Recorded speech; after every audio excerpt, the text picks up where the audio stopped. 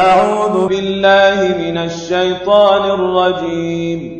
சபிக்கப்பட்ட ஷைத்தானை விட்டு அல்லாஹ்விடம் நான் பாதுகாப்பு தேடுகின்றேன்.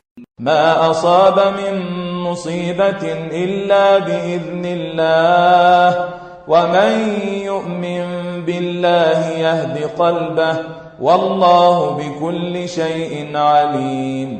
ஒருபோதும் எந்த துன்பமும் ஏற்படுவதில்லை அல்லாஹுவின் அனுமதி இல்லாமல். எவரேனும் அல்லாஹுவின் மீது நம்பிக்கை வைத்தால் அவரது உள்ளத்திற்கு அல்லாஹு வழிகாட்டுதலை வழங்குகின்றான்.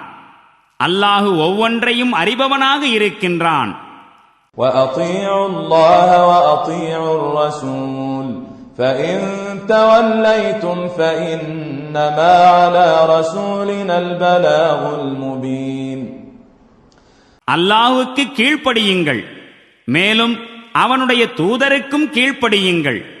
எனினும் நீங்கள் கீழ்ப்படிவதை விட்டு முகம் திருப்பினால் சத்தியத்தை தெளிவாக எடுத்துரைப்பதை தவிர நம்முடைய தூதரின் மீது வேறெந்த பொறுப்பும் இல்லை.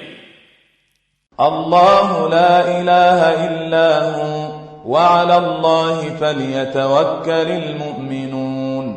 அல்லாஹ் எப்படிப்பட்டவன் எனில் அவனைத் தவிர வேறெந்த இறைவனும் இல்லை. எனவே நம்பிக்கையாளர்கள் அல்லாஹுவையே முழுமையாக சார்ந்திருக்க வேண்டும்.